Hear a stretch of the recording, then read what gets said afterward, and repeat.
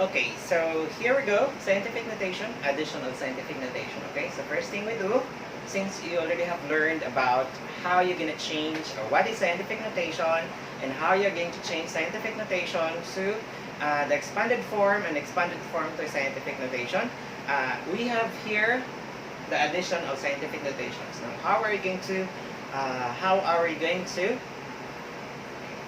going to add scientific notations? Okay, the first thing you're going to do is you must always check the if. In adding scientific notations, you must always check the exponents of 10. Okay, only this part. If you must check the exponents of 10 if they're the same. If they're the same, you can now proceed to addition. Okay, same as adding decimals. You can say 7 plus 8. Since this one are already in the same exponent, so you have 7 plus 8, so that is 15. Carry 1, so that is 7. And then this is 5. Bring down that decimal point times 10. Copy nyo lang, just copy the exponent times 10 raised to 6. That's the purpose why we have to make the exponents of 10 the same. Okay? So there you go. Now, how about the other one? How about the other one? What if, teacher Seppi, what if the exponents of 10 are different? So this is a bit complex, but take note of this. As I taught you in what's this? In the first video on scientific notation, changing what is the exponent, why the exponent of 10 is positive, why the exponent of 10 is negative. So you must always take note of that. Okay? If you don't have, if you don't master that part, please do go back to the first video that I have for scientific notation before going to the operations and scientific notation, because this one, that video is the basic of scientific notation. Okay? So there you go. Now, how about teacher Seppi? How about like this? Magkaiba po yung exponent ng 10. How are you going to add this one? Okay? So, first thing is, nasa sayo yan kung saan mo gustong, kung gawin mo bang 9 si 8 or gawin mong 8 si 9. Okay? So, nasa sayo. Okay, shall I say, I'll be doing the same. Okay? I'll be doing the same. Shall I say, I'll be making 9 as 8. Okay? Now, since 9 is too much positive siya, so papunta yung movement ng number pag ganon, di ba? So, if you're going to minus it 1, you move 1 back to the right. Okay? So, this one is like 4.02 times 10 of 02. Kasi 9 yung exponent niya, so mag-move tayo ng decimal point there. So, that means times 10 raised to 8 na siya. Di ba? So, that becomes 40.2. We just move 1 decimal place to the right, going back. So, that's already minus 1. Okay? Because going there is negative. Okay? So, we just move there 1 decimal point. We have to deduct 1 stuff here. Or 1 exponent here. So, another one here, you just have to copy because pareho na silang 8. 3.87 times 10 raised to 8. There you go. You can now proceed to addition. Okay? So, this one times 10 raised to 8. Copy that. And then, bring down 7. This is 8 times 2. That is 0. Copy the decimal. Carry 1. That's 4. 4. That's, there you go. 44. Now, teacher Seppi, okay na po ba to? Hindi po. This is not in the right scientific notation form. What you're gonna do is, we have to have 1 decimal point at the left. So, that means we have to move 1 backward.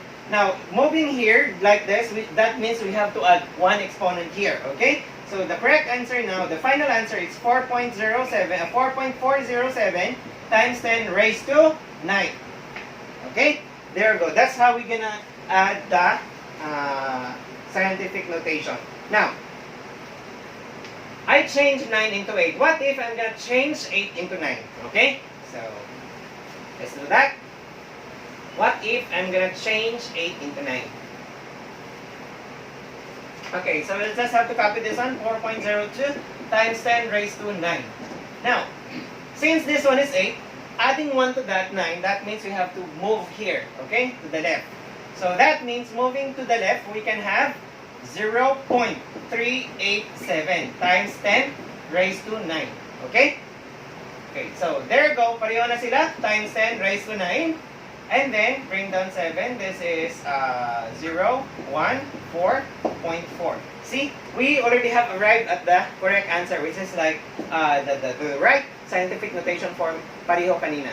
which is 4.407 times 10 raised to 9. Okay, so that's how we add, what's this? How we add scientific notations. Another one, what if teachers are what if the exponents are the same and negative? Okay, so as I've said, you can just change the number, or the exponents of 10 and make them the same. Now, you can choose again which one you're gonna change. Is it negative 3 change to 5 or negative 5 change to negative 3? Okay, so in this case, I'll try changing 3 into negative 3 into negative 5. So since this one is negative 3, we just move 2 more decimal places to make it 5. Kasi moving from here to there, from there to here, that means we are having negative. So if we say negative, add natin to, this becomes negative 5. So here, 703 times 10 raised to negative 5 now. Okay? And then adding that with 4.68 times 10 raised to negative 5 now. Now, teachers, question. Teachers, sabi, bakit mo minove si 4 at saka si 3? Kasi ito yung ones place. I mean, like the decimal, the whole number. And then this is also the whole number. Remember, adding, this becomes like 703.0. So remember, adding decimals, we just have to align the decimal points. Okay? So there you go. Bring down 7 and 0. And then this one is 7. And then 0.68 times 10. Copy that. Raised to negative 5. This is now the final answer that we have. No, not yet pa pala. Kasi we're going to change this one. 707 into real scientific notation. Now, how are we going to change the real scientific notation? Okay, so moving this one to the left, we have 7, 1, 2. So we have 7.0768.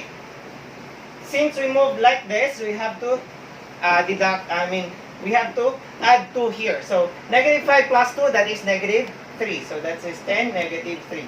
This is now the final answer for this. Okay? So, see you in the next video for the subtraction of